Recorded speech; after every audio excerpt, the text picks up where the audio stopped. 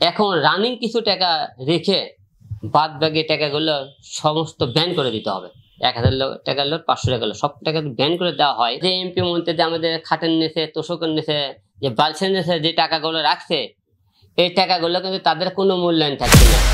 আসলে আমাদের বাংলাদেশ ছোট্ট একটা বাংলাদেশ, এই অল্পটুকু জায়গার থেকে দিল আমাদের 100 টাকা আয়ের মধ্যে 50 টাকা তাদের মনে করে এমপি মন্ত্রীরা তাদের ব্যাংক বেলাতে তো মনে করে রাখা শেষ হয়ে গেছে। তো হচ্ছেই তার খাটের নিচে, বালুসের নিচে যে টাকাগুলো রাখছে, এই টাকাগুলো কিন্তু অবশ্যই উদ্ধারের দরকার আছে।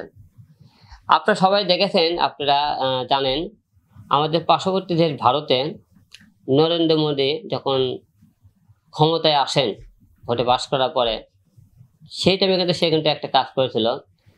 সে অতীতের যে টাকাগুলো, সেই সব 15 টাকা বড় বড় নোটগুলো বাতিল করে দিয়েছিল।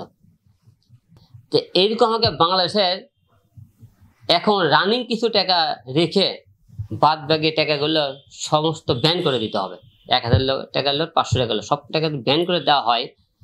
তাহলে যে এমপি মন্ত্রী আমাদের খাটের নিচে, তোষকের নিচে, যে বালসের নিচে যে টাকাগুলো রাখছে, এই টাকাগুলো কিন্তু তাদের কোনো মূল্যায়ন থাকবে না। এই টাকাগুলো তারা ইচ্ছে করে করবে কি, আপনারা পরে জাল দিয়ে রাখতে হবে, জাল দিয়ে খেতে হবে, এবং মনে করেন এগুলো মনে করে ফেলে দিতে হবে। তাই আমাদের এবং সরকার এমন একটা আইন করে দিতে হবে যে আমাদের টাকা হলে ব্যাংকে রাখার নিয়ম। আমাদের একটা নির্ধারিত একটা এমন করে দিবি, 10 লাখ, 20 লাখ, 50 লাখ, 1 কোটি টাকা তারা বাসায় রাখতে পারবে, বাদ বাকি টাকা তাদেরকে ব্যাংকে রাখতে বাধ্য। তাহলে হবে কি, মনে করেন মানুষ চুরি করতে পারবে না বেশি। তা মনে করেন তার সমস্ত মধ্যে টাকা সে কাছে রাখে, বাদ বাকি কিন্তু ব্যাংকে রাখবে। আমরা যদি এই কাজটা করতে পারি, এবং আমাদের কাছে যে টাকাগুলো আছে, যাদের এই টাকাগুলো আছে, এই টাকাগুলো করতে হবে কি, আপনার হলে যে আমাদের একটা নির্ধারিত একটা সময় দিতে হবে।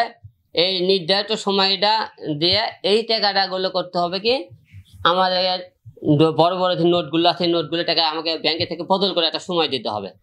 তাহলে বদল করার সময় দিয়ে টাকাগুলো সময়গুলোতে এই যে কালো বাজার চুকির নিচে যে টাকাগুলো, টাকাগুলো সব ব্যান করে দিলে এর এই টাকাগুলো মূল্যায়ন নেই। তাহলে আমাদের বাংলাদেশে যত এমপি মন্ত্রী যে টাকাগুলো আছে, এই টাকাগুলো কিন্তু আমরা সবাই বের করা সম্ভব না।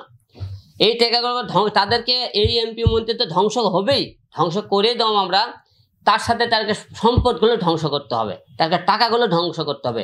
এই টাকাগুলো ধ্বংস করতে গেলে আপনি অবশ্যই এই টাকাগুলো ব্যান করে দিতে হবে। ব্যান করে দিলে টাকার কোনো মূল্যায়ন থাকবে না।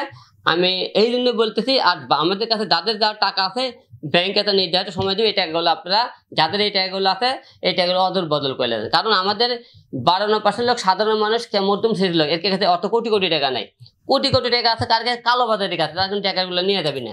এমপি মন্ত্রীর কাছে এই টাকাগুলো মনে করেন বেশিরভাগই বাতিল করে দিলে আমার মনে হয় তারাও ধ্বংস হয়ে যাবে, তাদের মনে করেন ভবিষ্যৎ ধ্বংস হয়ে যাবে, পাপের টাকাগুলো ধ্বংস হয়ে যাবে।